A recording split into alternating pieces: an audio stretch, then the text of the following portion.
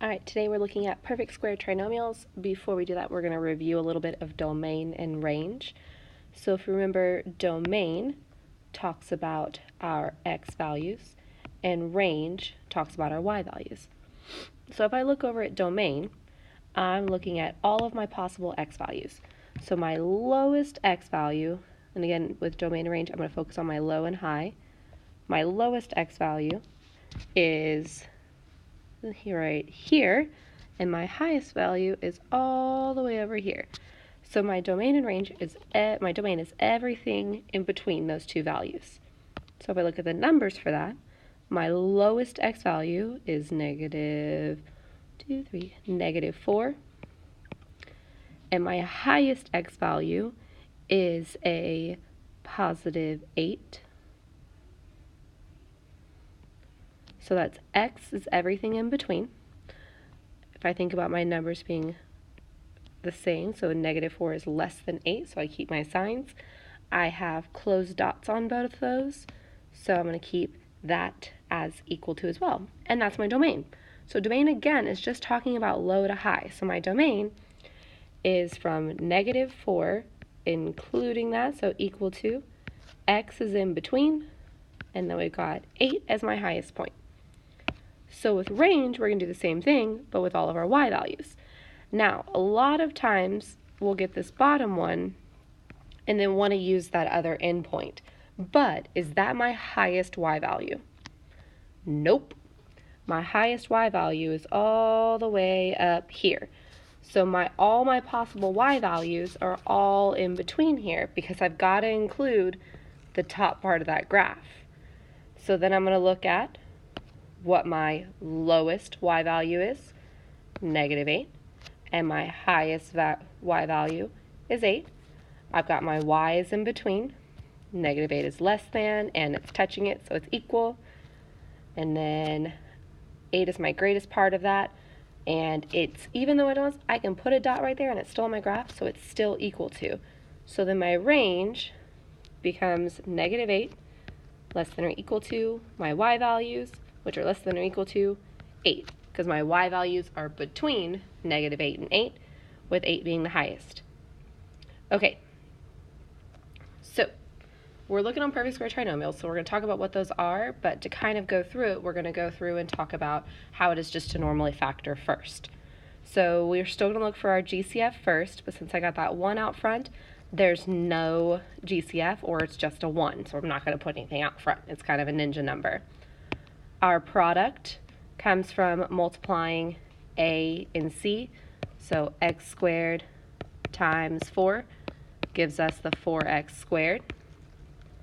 And my sum is the middle number right there, and then that's also going to be what I end up finding my factors for. So this is when I find my factors. I want it to multiply to be 4, but add to be -4.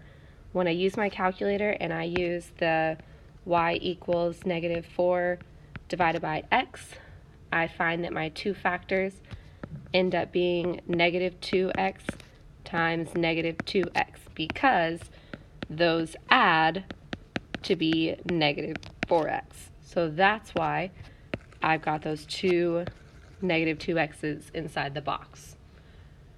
I want to pull out my factors for that, so I look at what they have in common. Both have an x, which is where I get that x from, so that's going to be inside one of my parentheses. X times x gives me the other x that's pulled all the way across. And then x times -2, it's pulled out, so there's one full parentheses. Keep that -2 there. And I've got -2 times x, and then -2 times -2 gives me that +2. So I end up getting two parentheses that are the same. Now, the same way that x times x gave us x squared, if I have x minus 2 times x minus 2, that's x minus 2 squared. So this is where we get the perfect square trinomial. And if I look on my formula card, I've got that it's pulled through. So if we look at that original one that we had x squared minus 4x plus 4. And that ended up equaling x minus 2 squared. So let's look back at this formula. I've got to where I've got an x squared, which is the same thing as my a squared. I have the minus sign, so I'm looking at this bottom one. And then here's where I've got to start breaking it apart. We already said a squared was x squared, so that's really x times x. So if I'm just looking at a, that's just the x. So I have 2 times x for a. And then I look at b, I got to figure out what that is, so I'm going to look at the back part of it.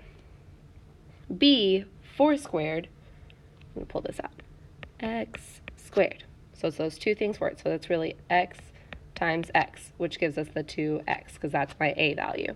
And on the back, I want something squared in order to get the b squared. So what times what gives me 4? 2.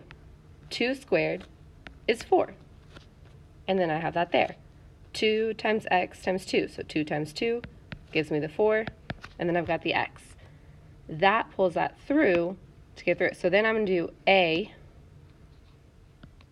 minus b squared, because I got the minus, and then we use the a value and the b value. So I got x and 2, which is where I get x minus 2 quantity squared. So it follows that same pattern every time. I'm going to have one thing squared, and then 2 times those 2 things every single time. So let's kind of look at how that happens again. So up here, I'm going to kind of think about putting that into those little brackets. I've got something squared plus 2 times something plus something squared. And that's all going to be equal to something all squared. So if I look, x squared is, well, just x squared, which is really an x times x, which means that I'm going to need an x in one of those spots in the middle. So that's all talking about a. Then if I look at the back, what times what gives me 1? 1.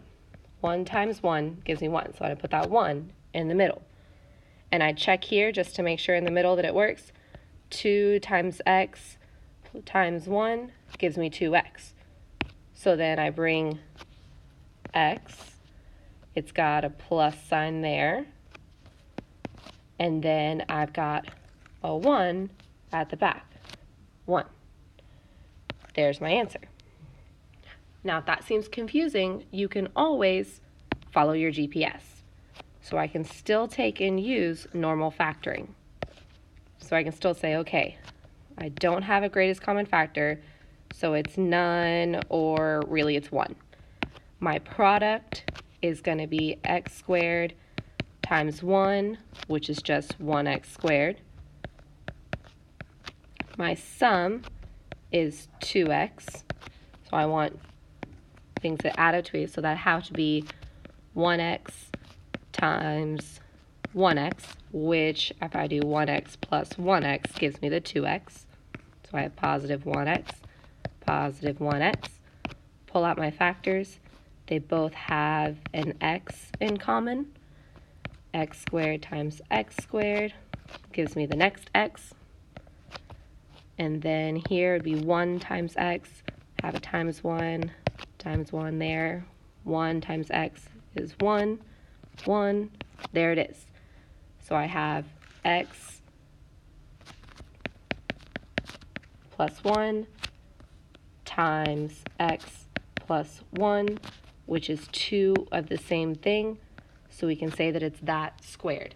So you can still factor like normal, or you can use the pattern in your formula card. So since we're using that part of it, we're going to kind of look at pulling those through. So if you kind of look, we're looking to get that squared part of it. So I could also kind of say I have x squared, square root of x squared is x. And then I can also say here, square root of 4 is 2, because I've got those perfect squares. So I can think about it as going and taking the square root, or I can think as what's squared of it. So here we kind of went through and found each of the piece of it. We have to make sure we're checking the x squared, so they didn't do that part. So we want square root of x squared is x, because x squared is x times x. Then if we take square root of 16, because again, this is b squared, so we're trying to figure out what b is. So square root of 16 is 4, so that means 4 is my b value. And then you want to check the middle part. So that's really x, 2 times x times 4 gives you the 8x. So then it works, and we've got x as my a value, so x gets put in, and 4 as my b value, so that gets put in, and that's my final answer. So let's look at that again. We're looking to see what squared over here, what squared over here, and then 2 times something times something. And this one's going to be minus. So I already know, since that's minus, then my final answer is going to be something minus something. If I've got a perfect square trinomial, I might not. So I want to think square root of x squared is x, because x times x gives us x squared. So my a value is x, and x goes inside my parentheses. And x is in the middle here. Then I look at my b value. Square root of 49 is going to get me what b squared is. Square root of 49 is 7, so that's my b value, because 7 squared gives me 49. And then I always want to check, yes, 2 times x times 7 does give me 14x. So then that 7 goes in, I keep the squared on it, and that's my final answer.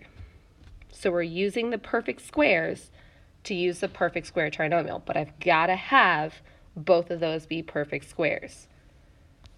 Okay, so let's try this one again. I always like setting up my little thing so I can make sure it fits.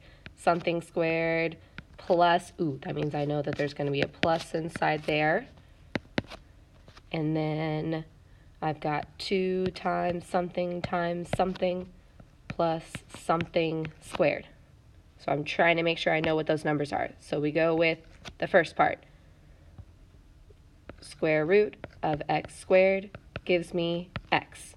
So a value is x. X goes there and there, because it's 2ab. Then I go with my last part.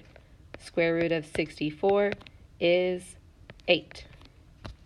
So my 8 squared gives me 64. 8 goes inside. 8 goes here. 2 times x times 8 gives me 16x. Check. So that's my final answer. Last one. Same process. Something squared minus 2 times something plus something squared is going to equal something all squared. So I'm checking.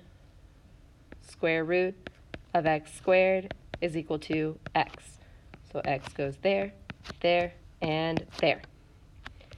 It's a minus sign, so I'm going to keep that minus sign inside my parentheses. And then I'm looking at my last one, 81. Square root of 81 is equal to 9. So 9 goes inside the past part for b. We make sure we check the middle, and it goes inside my parentheses. I always want to check this part. 2 times x times 9 gives me 18x. Check. So that's my final answer. All right, that's perfect square trinomial, using that formula and making sure it fits in. So notice every time I check to make sure it fit in my formula. All right, hope that helps, and I'll see you next time.